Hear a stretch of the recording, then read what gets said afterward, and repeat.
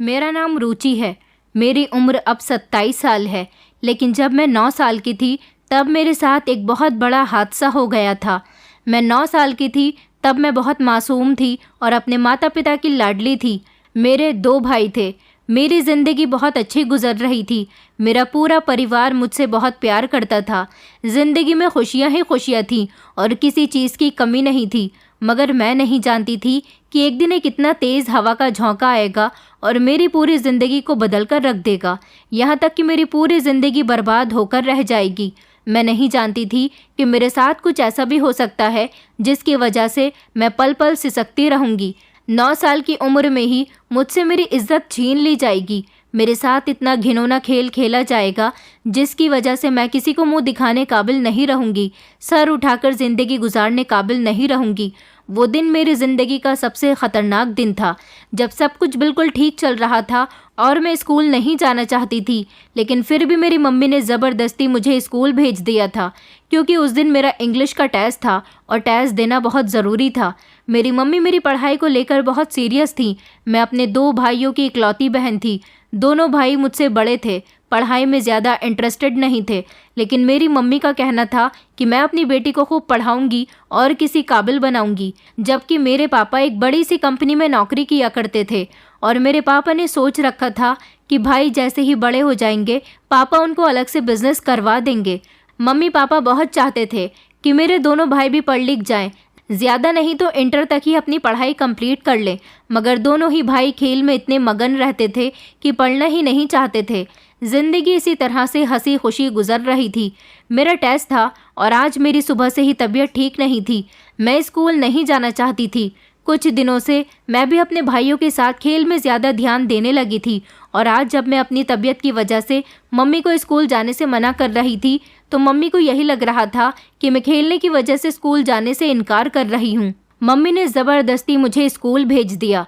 सुबह के समय मुझे पापा स्कूल छोड़ने के लिए जाया करते थे और दोपहर को स्कूल से मम्मी लेने आती थी। आज सुबह से ही मम्मी की भी तबीयत ठीक नहीं थी, इसलिए मम्मी ने मुझे सुबह ही कह दिया था कि आज तुम स्कूल की लड़कियों के साथ घर आ जाना। वैसे भी स्कूल हमारे घर से ज़्यादा दूर नहीं था, करीब में ही था। हमारे आसपास में रहने वाली बहुत सारी लड़कियां मेरे स्कूल में पढ़ती थीं। मम्मी के इतना कहने पर मैं मान गई थी और स्कूल चली गई, मगर ना जाने क्यों आज सुबह से ही मेरा दिल बहुत बेचैन हो रहा था। मम्मी ने ज़बरदस्ती स्कूल तो भेज दिया था, लेकिन ना ही तबीयत ठीक ठाक थी और ना ही पढ़ाई पर ध्यान था, क्योंकि टेस्ट की भी कोई तैयारी नहीं थी। मैं तो छुट्टी ही करना चाहती थी, लेकिन मम्मी ने छुट्टी नहीं करवाई और फिर मैं स्कूल आ गई। टेस्ट में भी जो कुछ आता था वो लिख दिया, बाकी जो नहीं आता था वो सब कुछ मैंने छोड़ दिया था। छुट्टी का समय हुआ तो मैं घर आने लगी। मैंने सोचा कि घर पास ही है, मैं अकेली ही चली जाती हूँ। मेरे साथ वाली सारी ही लड़कियाँ एक एक करके अपने अपने घर को जा चुकी थीं, जबकि स्कूल से बाहर ही आइसक्रीम का एक ठेला खड़ा हुआ था। मैं वहाँ पर आइसक्रीम खाने के लिए रुक गई थी। उसके बाद मैंने देखा कि आगे ही एक जर्नल स्टोर पर बड़ी खूबसूरत सी एक डायरी रखी हुई थी। मैंने वो डायरी भी ख़रीद ली, इसलिए मुझे घर जाते जाते देर हो गई थी। चलते चलते मैं अपने घर से थोड़ी सी दूरी पर आ गई थी, तभी अचानक एक गाड़ी आई और उन लोगों ने मुझे ज़बरदस्ती खींचकर अपनी गाड़ी में बैठा लिया। मैं चीखना चाहती थी, मगर वो जवान लड़के थे। उन्होंने मेरे मुंह पर हाथ रख लिया। वो लोग नशे में लग रहे थे। ये 4 लड़के थे। मुझे कार में बिठाकर ना जाने कहाँ लेकर जा रहे थे। गाड़ी लगातार चलती जा रही थी। मैं ज़ोर ज़ोर से चीखने की कोशिश कर रही थी। उन लोगों ने मेरे मुंह पर हाथ रख दिया था। मेरी आंखों से आंसू निकल रहे थे। मेरे कंधों से मेरा स्कूल बैग भी उतार दिया गया था। मेरी कुछ समझ नहीं आ रहा था कि मैं क्या करूं। जब इन लड़कों ने मुझे गाड़ी में बिठाया था तब शायद मुझे किसी ने देखा भी नहीं होगा, क्योंकि जिस रास्ते से मैं आ रही थी वो सुनसान सा इलाका था। न जाने ये लोग मुझे अपने साथ कहाँ लेकर जा रहे थे। मेरी आंखों से लगातार आंसू निकल रहे थे। मेरी समझ नहीं आ रहा था कि मैं क्या करूं। मैं मन ही मन में अपने मम्मी पापा को बहुत याद कर रही थी। मन कर रहा था कि वो लोग मुझे इन दरिंदों से बचाकर अपने साथ ले जाएं, मगर उनको तो पता ही नहीं था कि उनकी बेटी कहाँ चली गई है, तो फिर वो लोग मुझे कैसे बचा सकते थे। मेरी कुछ समझ में नहीं आ रहा था। थोड़ी ही दूरी पर आने के बाद गाड़ी एक बड़े से घर के बाहर आकर रुक गई थी और फिर इन 4 लड़कों ने एक एक करके गाड़ी से उतरना शुरू किया और फिर उसके बाद इन्होंने मुझे भी गाड़ी से उतार दिया। मैं इन लड़कों के सामने हाथ जोड़कर कहने लगी कि भैया प्लीज़ मुझे मेरे मम्मी पापा के पास लेकर चलो। आप लोग मुझे कहाँ लेकर आए हो? मैं तो आपको जानती भी नहीं हूँ। वो लड़के मेरी बात सुनकर कहने लगे कि हम तुम्हारे भाई नहीं हैं। तुम इतनी सी उम्र में इतनी खूबसूरत हो तो जवान होने के बाद तुम ना जाने अपनी खूबसूरती से कितने लड़कों का दिल बेहाल करोगी, लेकिन हम अभी से ही तुम्हारी खूबसूरती का मज़ा चखना चाहते हैं। उस समय मैं उन लोगों की बात का कोई मतलब समझ नहीं पाई थी कि आखिर वो क्या कहना चाह रहे हैं। मैं फूट फूट कर रो रही थी, मगर कोई भी मेरी बात सुनने को तैयार नहीं था। ये सारे ही लड़के 16 साल की उम्र से लेकर 19 साल तक की उम्र के थे। इनमें से एक लड़का जिसका नाम नक्श था, वो बार बार यही कह रहा था कि इस लड़की को सिर्फ मेरे हवाले कर दो, तुम लोग प्लीज़ कोई जवान लड़की लेकर आ जाओ, मुझे ये लड़की बहुत सुंदर लग रही है। मगर वो लड़के मान ही नहीं रहे थे। हाँ, पर उन लोगों में ये बात ज़रूर तय हो गई थी कि सबसे पहले नक्श इस लड़की का फ़ायदा उठाएगा और उसके बाद हम लोग। फिर वो लोग मुझे घर के अंदर लेकर चले गए। ये घर खाली पड़ा हुआ था, शायद इन लड़कों में से ही किसी का घर था। इस घर में कोई भी नहीं रहता था। वो लोग ज़बरदस्ती मुझे खचेड़ते हुए कमरे के अंदर ले गए और फिर सबसे पहले नक्श नाम का लड़का मेरी इज्जत ख़राब करने के लिए कमरे के अंदर आया था। मैं कमरे में एक तरफ को खड़ी हुई रो रही थी और अपने आंसू साफ कर रही थी। मैं बार बार कह रही थी कि प्लीज़ भैया मुझे जाने दो, आप ये मेरे साथ क्या कर रहे हो? मगर वो लड़का नशे की हालत में मेरे पास आया और ज़बरदस्ती मेरे साथ बदतमीज़ी करने की कोशिश करने लगा और फिर उसने मेरी इज्जत ख़राब कर दी। मैं मासूम बच्ची थी, इस उम्र में ये सदमा मैं बर्दाश्त न कर सकी। आखिरकार एक दरिंदे ने मेरे साथ अपनी हवस पूरी कर ली थी। उसके बाद बाकी के 3 भी कमरे में आए और उन्होंने भी एक एक करके मेरे साथ अपनी हवस को पूरा किया। मैं बेहोश हो चुकी थी, मेरी हालत बहुत बुरी थी, मैं ज़ख्मों से चूर हो चुकी थी। मेरे शरीर पर जगह जगह चोट के निशान मौजूद थे। जब मैं बेहोश हो गई तब मुझे पता ही नहीं चला कि मेरे साथ क्या हुआ था। हाँ, मगर मैं इतना ज़रूर जानती थी कि जब मैं होश में आई थी तो मैं बहुत ज़्यादा तकलीफ़ से तड़प रही थी। मुझे तो लग ही नहीं रहा था कि मैं ज़िंदा हूँ। मुझे तो ऐसा लग रहा था जैसे मुझे किसी दहकते हुए बिस्तर पर लिटा दिया है, जिस पर लेटकर मुझे होश में आने के बाद तकलीफ़ का अंदाज़ा साफ़ हो रहा था। मैंने जब आँख खोल कर देखा तो मेरे इर्द गिर्द मेरे घर वाले खड़े हुए थे। मेरे मम्मी पापा और मेरे दोनों भाई, शायद सब लोगों को मेरे बारे में पता चल चुका था कि मेरे साथ क्या हुआ है। मेरी मम्मी तो बुरी तरह से रो रही थी, जबकि पापा की आंखों में भी आंसू मुझे साफ नजर आ रहे थे। अपनी लाडली बेटी की इतनी बुरी हालत देखकर उन लोगों का दिल कटकर रह गया था। डॉक्टर से मेरा इलाज चल रहा था, मगर हैरानी की बात यह थी कि मैं अपने घर में मौजूद थी, मुझे अस्पताल लेकर नहीं जाया गया, जबकि मेरे फैमिली डॉक्टर ही हमारे घर पर आकर मेरा ट्रीटमेंट कर रहे थे। वो मेरा ख्याल रखने के लिए अपने साथ एक नर्स को भी लेकर आए थे। पूरे 2 दिन के बाद मैं कुछ बात करने के काबिल हुई थी। तब मेरी मम्मी ने मुझसे पूछा था कि बेटी, तुम्हारे साथ ये सब कुछ कैसे हुआ? आखिर तुम कहाँ चली गई थी? मैं इस हादसे से बुरी तरह से डर चुकी थी और मैं फूट फूट कर रोने लगी। मैंने अपने मम्मी पापा को कुछ भी नहीं बताया था, क्योंकि मैं इस हालत में ही नहीं थी और मैं इस बात को दोबारा याद नहीं करना चाहती थी। मेरा बचपन तो जैसे ख़त्म ही हो चुका था। मैंने हंसना बोलना पूरी तरह से छोड़ दिया था, लेकिन फिर भी जब मैं धीरे धीरे रिकवर हुई तो मैंने अपनी पूरी कहानी अपनी मम्मी को बता दी थी कि मैं किस तरह से घर आ रही थी। और घर आते समय उन लड़कों ने मुझे गाड़ी में बिठा लिया था और उसके बाद वो मुझे एक बड़े से घर में लेकर गए। वहाँ जाने के बाद उन लोगों ने मेरे साथ मेरी कहानी सुनकर मेरी मम्मी फूट फूट कर रोने लगी थी। उनकी आंखों से लगातार आंसू निकल रहे थे। मेरे साथ जो हुआ था वो तो उनको अच्छी तरह से पता था, लेकिन कैसे हुआ था ये बात वो नहीं जानती थी और ये बात मेरे सब कुछ बताने के बाद क्लियर हो गई थी। मम्मी पछताने लगी थी कि उस दिन अगर वो मुझे स्कूल से लेने आ जाती तो शायद मेरे साथ ये सब कुछ ना होता, या फिर वो मेरे मना करने पर मुझे स्कूल भी नहीं भेज सकती थी, तब भी शायद मैं बच जाती। मगर मेरे भाग्य में शायद ऐसा ही होना लिखा हुआ था। मेरा सबसे बड़ा भाई 13 साल का था, जबकि दूसरा भाई 11 साल का था और मैं 9 साल की थी। इसके बावजूद भी उन लोगों को पता चल चुका था कि उनकी छोटी बहन के साथ क्या हुआ है। मैं मासूम बच्ची थी, मेरी इज्जत और दागदार न हो जाए, इसीलिए मेरे घर वालों ने पुलिस में उन लड़कों के खिलाफ रिपोर्ट दर्ज नहीं करवाई, क्योंकि वो लोग भी अच्छी तरह से जानते थे कि वो लड़के ज़रूर किसी अमीर बाप के बेटे होंगे। जब वो इतनी हिम्मत के साथ ये सब कुछ कर सकते हैं तो फिर वो लोग अपनी दौलत के बलबूते पर पुलिस से छुटकारा भी पा सकते हैं। बस यही सोचते हुए मेरे घर वालों ने खामोश रहना ही बेहतर समझा। इस तरह मेरे आरोपियों को सज़ा नहीं मिली और वो सरेआम घूमते रहे। धीरे धीरे मैं जवान हो गई, लेकिन फिर भी मेरी इस कहानी ने मेरा कहीं तक पीछा नहीं छोड़ा, क्योंकि मेरे घर वालों ने भले ही ये बात लोगों से छुपानी चाहिए कि उनकी बेटे की इज्जत के साथ बचपन में ही खिलवाड़ किया गया है, मगर फिर भी ये बात नहीं छुपी। आसपास के लोगों को ये बात अच्छी तरह से पता थी, क्योंकि जब मैं समय से अपने घर नहीं पहुंची थी तो मेरे घर वाले परेशान हो गए थे। मम्मी ने पापा को ऑफिस में ही फ़ोन कर दिया था कि शाम के 5 बज गए हैं, मगर बेटी अभी तक घर वापस नहीं आई, जबकि उसके स्कूल की छुट्टी तो 1 बजे हो गई है।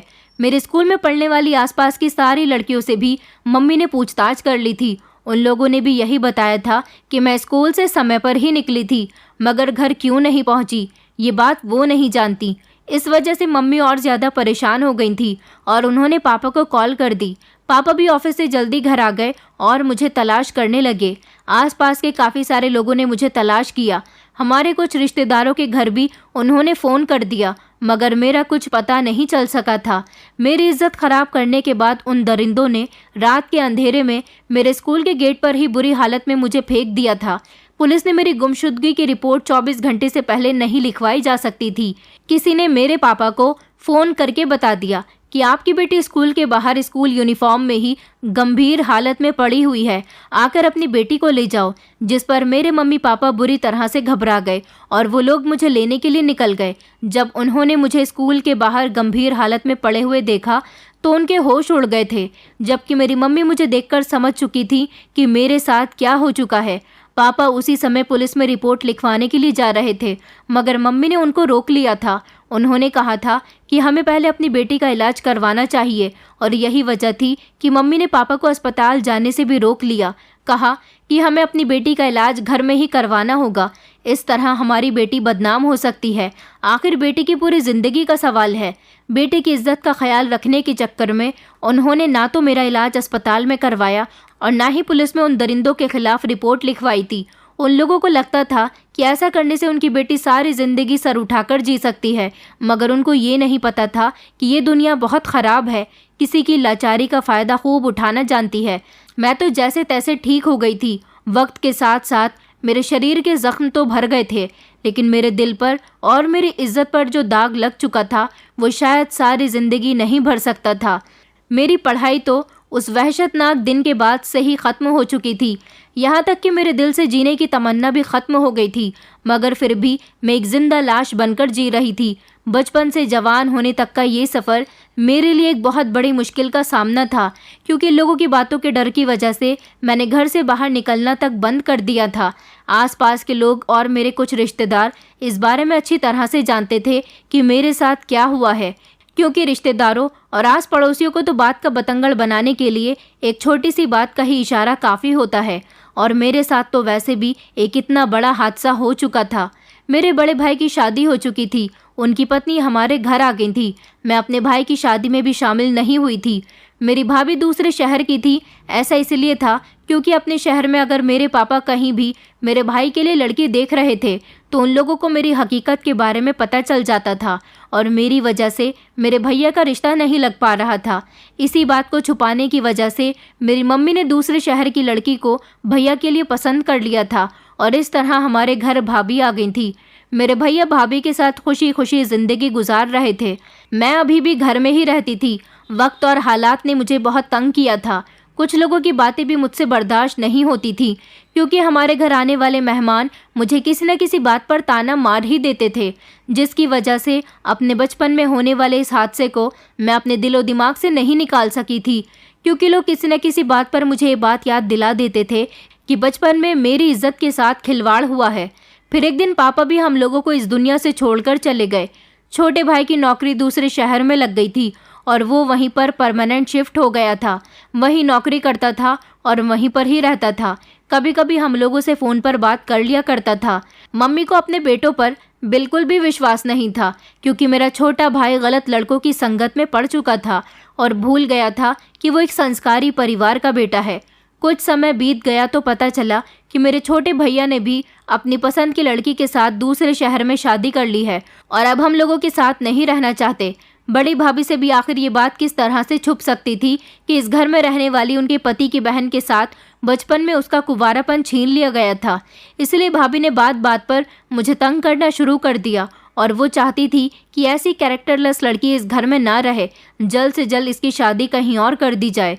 भाभी बात बात पर मुझे ताने देती थी। अब घर में मैं, भैया, भाभी और मम्मी ही रह गए थे। मम्मी सब कुछ जानती थी, फिर भी भाभी से कुछ नहीं कह सकती थी। भैया भाभी से कुछ नहीं कहते थे, बल्कि और भाभी का साथ देते थे और मम्मी से कहते थे कि जल्द से जल्द अपनी बेटी की शादी कहीं पर भी कर दो, क्योंकि इसके साथ बचपन में जो हुआ है वो हमारी ज़िंदगियों पर पहले ही काफ़ी असर डाल चुका है। हम नहीं चाहते कि हमारी ज़िंदगी और ज़्यादा मुश्किल से गुजरे, इसलिए इसकी शादी करने के बाद इसे इतना दूर भेज दिया जाए कि इसका साया भी हम लोगों पर ना पड़े। मेरी मम्मी भैया को बहुत समझाने की कोशिश करती थी कि ये तुम्हारी बहन है, इसने कुछ गलत नहीं किया, बल्कि इसके साथ गलत हुआ था। लेकिन भैया कहते थे कि इसके साथ गलत हुआ था तो आखिर इसमें हमारा क्या कसूर है, सारा ज़माना हमें इसकी वजह से बुरा भला कहता है। अब इसकी शादी कर दो, हम इसे अपने घर में और ज़्यादा बर्दाश्त नहीं कर सकते। मैं मम्मी के गले से लिपटकर फूट फूट कर रोती थी और उनसे कहती थी कि अगर उस दिन आपने मेरे आरोपियों को सज़ा दिलवा दी होती तो शायद आज मुझे लोगों की बातें सुनकर इतना अफसोस ना करना पड़ता। जिन्होंने मेरे साथ गलत किया है वो सर उठाकर इस दुनिया में जी रहे हैं और मैं अपना सर छुपाकर इस घर में रहती हूँ। मेरी मम्मी रोते रोते कहती थी कि मुझे माफ़ कर दो बेटी, बेटियों की इज्जत बहुत कमज़ोर होती है। उस समय तुम्हारे साथ जो हुआ था, मैं नहीं चाहती थी कि तुम्हारी ज़िंदगी पर इसका और बुरा असर पड़े, मगर मैं नहीं जानती थी कि तुम्हारा वो बीता हुआ कल आने वाले कल पर इतना भारी पड़ने वाला है। तुम फिक्र मत करो, मैं तुम्हारी शादी कर दूंगी, तुम अपनी ससुराल में खुश रहोगी। मैंने मम्मी से कहा कि मैं शादी नहीं करना चाहती। पहले ही मैं लोगों की काफ़ी सारी बातें सुनती हूँ, अब मैं नहीं चाहती कि ससुराल जाने के बाद भी लोगों की उल्टी सीधी बातों का मुझे शिकार बनना पड़े। मम्मी कहती थी कि तुम फिक्र मत करो, मैं तुम्हारी शादी किसी ऐसे परिवार में करूँगी जो लोग तुम्हें अपनी हथेली का छाला बनाकर रखें। जिस दिन से भाभी को मेरी इस हकीकत के बारे में पता चला था, उस दिन से भाभी ने मुझे घर की नौकरानी बनाकर रख दिया था और ख़ुद सारा दिन घर में आराम करती थी। मम्मी बीमार रहती थी, इसलिए मुझे मम्मी का भी ख्याल रखना होता था। भैया तो जैसे भाभी के पल्लू से बंध कर रह गए थे। छोटे भैया को तो हम लोगों की कोई फिक्र ही नहीं थी। उनका भी यही कहना था कि उन्होंने अपनी बहन की वजह से यहाँ खामोशी से शादी कर ली है, वरना उनके भाई की तरह उनके रिश्ते में भी उनकी बहन की वजह से रुकावट बार बार आती रहती। मैं सबकी बातें खामोशी से सुन सुनकर सब्र करती रहती थी। आखिर मैं इसके अलावा और कर भी क्या सकती थी। मेरे पापा तो इस दुनिया से जा चुके थे, इसलिए हम दोनों माँ बेटी भाई के ही टुकड़ों पर अपनी ज़िंदगी गुजार रहे थे। एक दिन भाभी ने भैया को मेरे एक रिश्ते के बारे में बताया और भैया को लड़के का फ़ोटो भी दिखा दिया था। भैया ने मम्मी को लड़के का फ़ोटो दिखाया तो उस समय मैं भी कमरे में मौजूद थी। लड़के का फ़ोटो देखकर मम्मी खामोश हो गई थी। जब मैंने फ़ोटो पर नज़र मारी तो मेरे पैरों तले से ज़मीन निकल गई थी, क्योंकि ये कोई लड़का नहीं था, बल्कि 35 साल की उम्र का आदमी था। मैं 22 साल की जवान और ख़ूबसूरत लड़की 35 साल के आदमी के साथ शादी नहीं कर सकती थी। आखिर सारी ज़िंदगी मैंने इतना सब कुछ सहा था, अब आगे मेरे अंदर कुछ भी सहने की हिम्मत नहीं थी। मैं फ़ोटो देखकर रोने लगी थी और भैया से कहने लगी थी कि भैया प्लीज़ मेरे साथ ये सब कुछ मत करो, ये लड़का बहुत उम्र का है। भैया कहने लगे कि शुक्र मनाओ तुम्हारा इस आदमी के लिए भी रिश्ता आ गया, वरना तुम्हारी इज्जत के चर्चे जितनी दूर दूर तक फैल चुके हैं, उस हिसाब से तो तुम्हें कोई भी अपने घर की बहू स्वीकार न करे। शुक्र मनाओ अपनी भाभी का जो तुम्हारे लिए ये रिश्ता लेकर आई है। तुम्हें पता है ये रिश्ता तुम्हारे लिए कितनी दूर से आया है। ये लड़का गांव का रहने वाला है, अच्छा खासा कमाता है। इन लोगों को हमने तुम्हारी फ़ोटो भेज दी है, तुम इन्हें पसंद आ गई हो और वो लोग सिंपल तरीके से शादी करने के लिए अगले हफ्ते आ रहे हैं। ये मत सोचो कि मैं तुम्हारा भाई होते हुए तुम्हारे साथ गलत कर रहा हूँ। मैं यहाँ पर भी तुम्हारे लिए रिश्ते तलाश कर चुका हूँ, मगर कोई भी तुम्हें अपने घर की बहू बनाने के लिए तैयार नहीं है। अब इसके अलावा मैं कुछ नहीं कर सकता। एक यही आदमी है जो तुम्हें अपने घर की इज्जत बनाने के लिए तैयार हो गया, तो इसीलिए खामोशी से शादी करने के लिए तुम भी तैयार हो जाओ। अगले हफ्ते ये लोग बारात लेकर आ जाएंगे। भैया तो ये बात कहकर कमरे से निकल गए थे, मगर मैं मम्मी के गले से लगकर बुरी तरह से रो रही थी और मम्मी से कह रही थी कि मम्मी, क्या मेरी किस्मत इतनी ख़राब है कि मेरी शादी इतनी उम्र के आदमी के साथ हो रही है। मम्मी कहने लगी कि बेटी, तुम्हारा भाई सही कह रहा है, यहाँ तो तुम्हारी शादी नहीं हो सकती। तुम नहीं जानती, मैंने भी कई लोगों से तुम्हारे रिश्ते के बारे में कहा हुआ है, मगर हर जगह तुम्हारे साथ बीता हुआ वो काला साया तुम्हारे पीछे पीछे चलकर आ जाता है।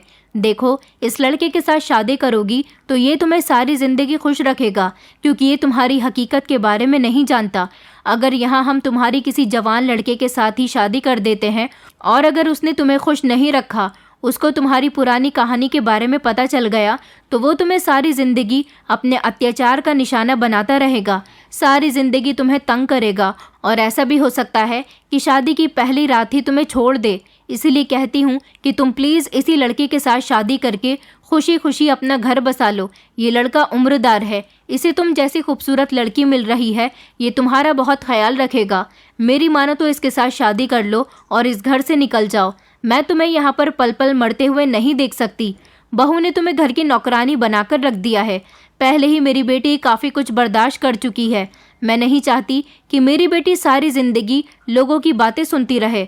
अब अपने बारे में सोचो और इस लड़की के साथ शादी कर लो। मम्मी की बात सुनकर मैं खामोश हो गई थी और मैंने सब कुछ अपनी किस्मत पर छोड़ दिया था और सोच लिया था कि अब जैसा मेरे साथ हो रहा है होने दिया जाए। भैया भाभी की मर्ज़ी से मैंने खामोशी से शादी कर ली थी। मम्मी से अलग होने का मुझे बहुत ज़्यादा गम था, मगर मैं कुछ नहीं कर सकती थी। मम्मी ने मुझे यही कहकर विदा किया था कि अपने ससुराल में अपने इस राज को खुलने मत देना, जितना चाहे छुपाने की कोशिश करना, क्योंकि अगर ये राज तुम्हारे ससुराल तक पहुंच गया तो तुम्हारी आने वाली ज़िंदगी भी पूरी तरह से तबाह कर देगा। मम्मी की बात सुनकर मैंने हाँ में सर हिला दिया था। भला कौन इंसान ऐसा होता है जो जानबूझकर अपनी ज़िंदगी को मुश्किल में डाले, जबकि मेरा तो उस समय भी कोई कसूर नहीं था जब मैं मासूम बच्ची थी। फिलहाल मेरी जैसे तैसे शादी हो गई और मैं विदा होकर अपने 35 साल के पति की पत्नी बन गई थी। ससुराल में मेरा बड़ी इज्जत के साथ स्वागत किया गया था। मेरी सास बार बार यही कह रही थी कि मुझे यकीन नहीं होता कि मेरे बेटे को इतनी अच्छी और सुंदर बहू मिल गई है। वो मुझे बहुत प्यार कर रही थी। मेरे ससुराल में मेरे पति और सास के अलावा कोई भी नहीं था, मगर सुना था कि इन लोगों का बहुत बड़ा परिवार है। ससुर इस दुनिया से जा चुके हैं। 2 नंदे हैं, वो दोनों अपनी ससुराल की हो गई और मेरे पति के 3 भाई भी हैं जो मेरे पति से उम्र में बहुत छोटे हैं और उन तीनों की शादी कई साल पहले हो चुकी है। मेरा पति अपने सारे बहन भाइयों में सबसे बड़ा था। न जाने इसने अपनी शादी करने में इतनी देर क्यों लगा दी थी। मेरी सास ने मुझे अच्छे तरीके से तैयार करके मेरे पति के कमरे में बिठा दिया था और अब मैं अपने पति के आने का इंतज़ार कर रही थी। जब मेरा पति कमरे के अंदर आया और मुझे देखते ही वो मेरी खूबसूरती की तारीफ़ें करने लगा। कहने लगा, मैं बहुत भाग्यशाली हूँ जिसे तुम जैसी खूबसूरत और कम उम्र की लड़की मिली है, वरना सारी ज़िंदगी मुझे यही लगता था कि मैं कुंवारा ही रहूँगा, क्योंकि मेरी उम्र इतनी निकल चुकी है कि मुझे कम उम्र की लड़की तो दूर की बात, कोई अपनी लूली लंगड़ी बेटी भी देने के लिए तैयार नहीं था। तुम्हें पाने के बाद मैं बहुत भाग्यशाली हो गया हूँ। अपने पति की बात सुनकर मुझे थोड़ी तसल्ली हुई थी कि चलो मेरा पति एक अच्छा इंसान लग रहा है, मगर मुझे यही डर था कि अगर मेरे बारे में मेरे पति को चल गया तो ना जाने क्या होगा। सुना है कि कुंवारेपन के बारे में शादी की पहली रात ही पता चल जाता है।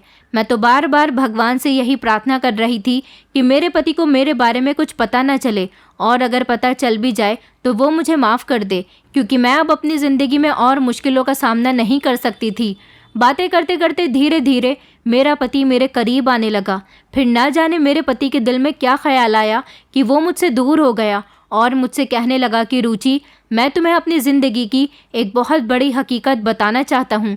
ये बात मुझे तुमसे इस समय करनी तो नहीं चाहिए, मगर मैं तुम्हें इसीलिए बता रहा हूँ क्योंकि मैं नहीं चाहता कि हम दोनों की ज़िंदगी किसी गलतफहमी में गुजरे। हम दोनों अपनी नई ज़िंदगी की शुरुआत प्यार और सच्चाई से करें, तभी अच्छा होगा, क्योंकि झूठ पर कभी रिश्ते कायम नहीं रहते। अपने पति की बात सुनकर अचानक मैं हैरान हो गई थी।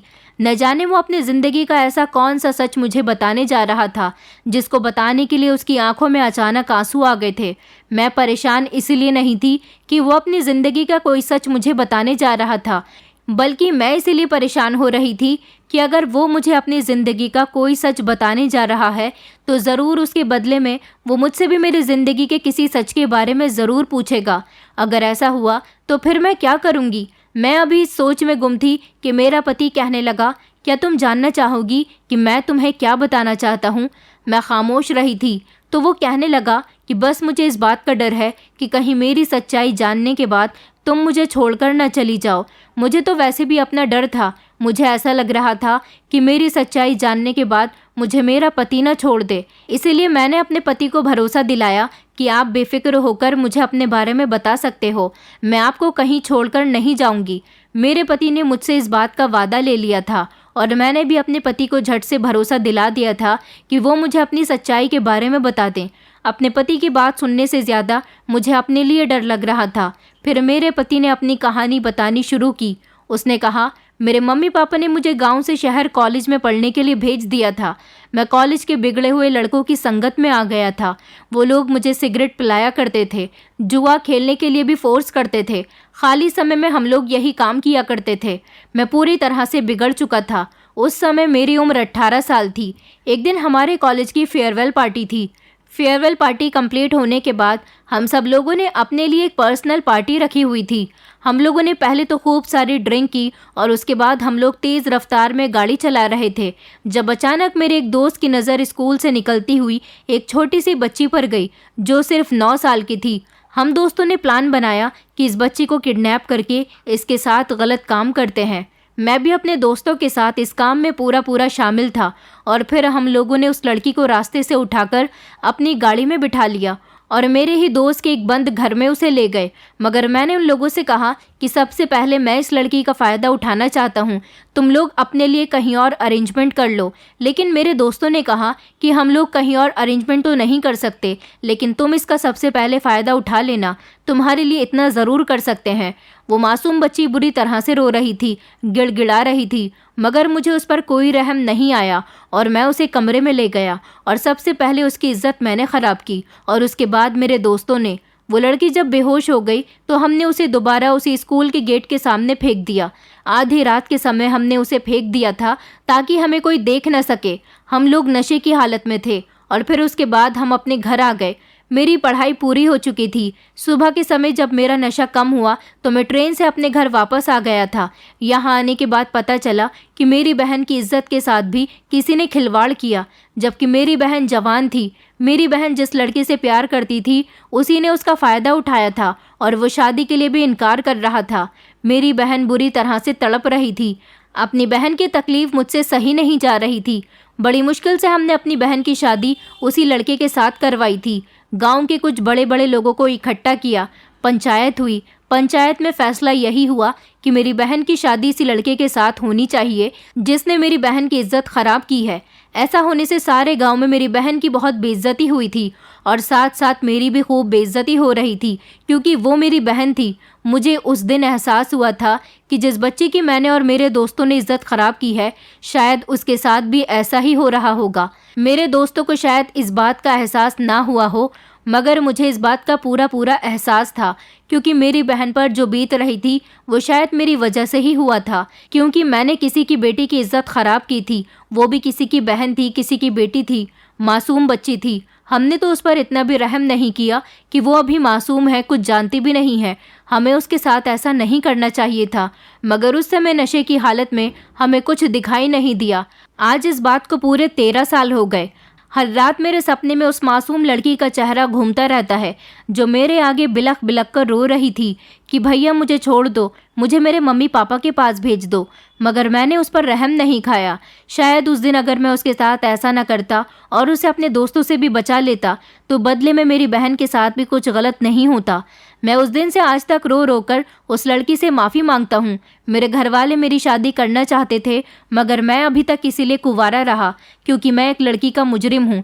मैं सोचता हूँ कि अगर मैंने शादी कर ली तो मैं अपनी पत्नी को क्या मुंह दिखाऊंगा कि जो लड़की मेरी पत्नी बनकर इस घर में आएगी वो एक ऐसे इंसान की पत्नी बनेगी जिसने एक मासूम सी बच्ची की इज्जत खराब कर दी थी। मुझे डर है कि मेरी ऐसी गलती पर मेरी बहन के साथ जो हुआ वो वापस पलटकर मेरी औलाद के साथ ना हो। बस मैं शादी करने से इसीलिए डरता था और मैंने अपने सारे छोटे बहन भाई की एक एक करके शादी करवा दी, लेकिन अपनी शादी नहीं की। अपने घर वालों से भी मैंने सारी ज़िंदगी ये बात छुपा कर रखी क्योंकि मैं उनका सामना नहीं कर सकता था। लेकिन अब मेरे सारे भाई शादी करने के बाद अलग हो चुके हैं, अपने परिवार के साथ अलग रहते हैं। मेरी बहनें भी अपनी ससुराल में खुश रह रही हैं। पिता इस दुनिया में रहे नहीं, इसलिए मुझे अपनी बीमार माँ का ख्याल है। मेरी बीमार माँ मेरे लिए काफ़ी कुछ करती है और बस हमेशा उसके लबों पर यही ख्वाहिश रहती है कि बेटा तुम भी अपनी शादी कर लो। मरने से पहले मैं तुम्हारी शादी करना चाहती हूँ। बस अपनी माँ की बातों की खातिर मैं शादी करने के लिए राज़ी हो गया। मेरी माँ की शुरू से ही यही चाहत रही थी कि मेरी पत्नी खूबसूरत हो, कम उम्र की हो, मगर मेरी हरकतें ऐसी थी, मुझे नहीं लगता था कि मुझे कभी अच्छी पत्नी मिल सकती थी। मैंने इसी वजह से अपनी सारी उम्र निकाल दी और इतनी उम्र हो जाने के बाद भी मुझे तुम जैसी पत्नी मिल गई। मैं तुम्हारे आगे हाथ जोड़ता हूँ, प्लीज़ मेरी सच्चाई जानने के बाद मुझे छोड़कर मत जाना। अगर वो लड़की आज भी मेरे सामने आ जाएगी तो मैं उससे माफ़ी मांग लूँगा, क्योंकि मैं सारी ज़िंदगी अपनी इस गलती पर बहुत शर्मिंदा रहा हूँ। मेरी आंखों के सामने बार बार उस बच्ची का चेहरा आता है, मुझे सुकून नहीं लेने देता। मेरा पति अपनी बात बताकर फूट फूट कर रोने लगा था, मगर अपने पति की बात सुनने के बाद मैंने फैसला कर लिया था कि मैं अपने पति के साथ नहीं रहूँगी और उससे डाइवोर्स मांगूंगी। और मैंने ऐसा ही कहा था। मैंने अपने पति से कहा कि मुझे तुमसे डिवोर्स चाहिए। मेरा पति, जो सर झुकाकर रो रहा था, अचानक एक झटके से उसने सर उठाया और कहने लगा कि ये तुम कैसी बातें कर रही हो? मैंने तो तुमसे पहले ही वादा लिया था कि तुम मुझे छोड़कर कहीं नहीं जाओगी। मैं जानता हूँ कि मेरी बहुत बड़ी गलती है, इसलिए मैंने तुम्हें हमारी ज़िंदगी की नई शुरुआत करने से पहले ही ये सब कुछ बता दिया।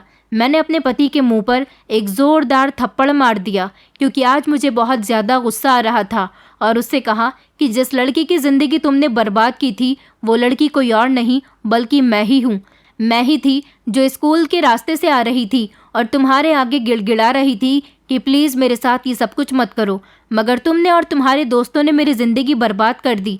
तुम नहीं जानते कि तुम्हारे साथ शादी भी मेरी इसी वजह से हुई है, क्योंकि मेरी इस उजड़ी हुई कहानी के पीछे तुम्हारा हाथ है। मुझसे कोई भी शादी करने के लिए तैयार नहीं हो रहा था। तुम्हारा रिश्ता आने पर मेरे घर वालों ने इसीलिए शादी कर दी कि तुम मुझे खुश रखोगे और मेरे बारे में तुम्हें कुछ पता भी नहीं चलेगा। सारी ज़िंदगी मैंने तुम्हारी वजह से खुशियाँ नहीं देखी, हंसना बोलना मैं भूल गई थी। मेरे ऊपर तुम्हारी वजह से इतने अत्याचार हुए कि मैं सब कुछ बर्दाश्त कर गई। भगवान तुम्हें कभी खुश नहीं रखेगा। मेरा बदला तुमसे ज़रूर लिया जाएगा। तुमने मेरे साथ बहुत गलत किया था। तुम्हारी वजह से सारी ज़िंदगी मैं अपने घर में कैद होकर रही हूँ। मैंने तुम्हारी वजह से क्या कुछ नहीं सहा। ये कहकर मैं फूट फूट कर रोने लगी और मेरा पति हाथ जोड़कर मेरे आगे रिक्वेस्ट करने लगा, कहने लगा कि प्लीज़ मुझे माफ़ कर दो। जितनी गलती मेरे दोस्तों की है उससे कई ज़्यादा गलती मेरी भी है। प्लीज़ मुझे माफ़ कर दो, मैं तुम्हारा गुनहगार हूँ। तुम चाहो तो मुझे जान से मार सकती हो, मगर प्लीज़ मुझे छोड़कर जाने की बात मत करो। आज भगवान ने मुझे मेरी गलतियों की माफ़ी तुम्हें मेरी पत्नी बनाकर दे दी है। उसने ही ये मौका दिया कि मैं तुम्हें अपने सामने बिठाकर तुमसे अपनी गलतियों की माफ़ी मांग सकूं। प्लीज़ मुझे छोड़कर मत जाना, प्लीज़ मुझे माफ़ कर दो। वो बार बार तड़प तड़प कर रो रहा था और मुझसे माफ़ी मांग रहा था। हम दोनों की सारी रात इसी तरह से गुजर गई थी। मेरी समझ नहीं आ रहा था कि मैं क्या करूं। मेरा मन तो यही कर रहा था कि मैं इस इंसान को छोड़कर चली जाऊं, लेकिन ये बार बार यही कह रहा था कि अगर तुम मुझे छोड़कर चली गई तो मैं अपनी जान ले लूँगा, क्योंकि मुझे सारी ज़िंदगी सुकून नहीं मिला और अगर तुम मुझे माफ़ नहीं करोगी तो शायद जितनी ज़िंदगी रह गई है वो भी बेचैनी से गुजरेगी। इससे अच्छा तो यही होगा कि मैं अपने आप को ख़त्म कर लूँ। उसने मुझसे कहा कि मुझसे जो भी गलती हुई है वो जवानी के जोश की गलती थी, मगर अब ऐसा कुछ नहीं होगा। मैं तुम्हें बहुत खुश रखूँगा। कोई तुम्हें कुछ कहेगा तो उसकी ज़बान खींच लूँगा। मेरी वजह से अगर तुम्हें कोई तकलीफ़ हो तो तुम खुशी खुशी मेरा ये घर छोड़कर चली जाना। मैं तुमसे कुछ भी नहीं कहूँगा। बस प्लीज़ तुम मुझे एक बार माफ़ कर दो और मेरे साथ ज़िंदगी की नई शुरुआत करो। मैं बार बार अपने पति को कोस रही थी, लेकिन फिर तंग आकर मैंने उसे माफ़ कर दिया, क्योंकि कहते हैं ना कि इंसान से गलती अगर हो जाए तो एक बार उसे माफ़ कर देना चाहिए। और मैंने सोच लिया था कि अब मैं अपनी ज़िंदगी में कोई रिस्क नहीं लूँगी। अगर मेरे पति ने भी मुझे कभी तकलीफ़ पहुँचाने की कोशिश की तो मैं उसे छोड़कर चली जाऊँगी। और फिर मैंने अपने पति को माफ़ कर दिया। इस तरह हम दोनों की ज़िंदगी की एक नई शुरुआत हुई थी। मेरे पति ने मुझे इतना प्यार दिया कि मेरे दिल से उसके लिए जितनी नफ़रत भरी हुई थी सब खत्म हो गई। मेरी सास ने मुझे बिल्कुल मेरी माँ की तरह प्यार किया। इस घर में मुझे किसी चीज़ की कमी नहीं थी। मेरे पति ने मुझे इतना प्यार दिया कि कभी मुझे ऐसा मौका ही नहीं मिला कि मैं उसको छोड़कर जा सकूं या उससे कोई शिकायत कर सकूं। आज भी मेरा पति मुझसे बहुत प्यार करता है। मेरे पास 2 बच्चे हैं और मुझे लगता है कि शायद मेरी शादी नक्श के अलावा किसी और से होती तो मैं वहाँ भी इतनी खुश नहीं रहती जितनी मैं यहाँ पर अपने पति के साथ खुश हूँ। कभी कभी गलती करने वाले इंसान को माफ़ करने पर हमें भी एक नया सबक मिलता है कि हमारी माफ़ी की वजह से सामने वाला इंसान इतना संभल गया कि उसने गलती करने के बारे में दोबारा कभी सोचा भी नहीं। दोस्तों, उम्मीद करती हूँ आपको हमारी कहानी पसंद आई होगी। कहानी पसंद आई है तो वीडियो को लाइक करें, चैनल पर नए हैं तो चैनल को सब्सक्राइब करें और हाँ, नोटिफिकेशन बेल को ज़रूर दबाएं ताकि अगली अपडेट सबसे पहले आपको मिले।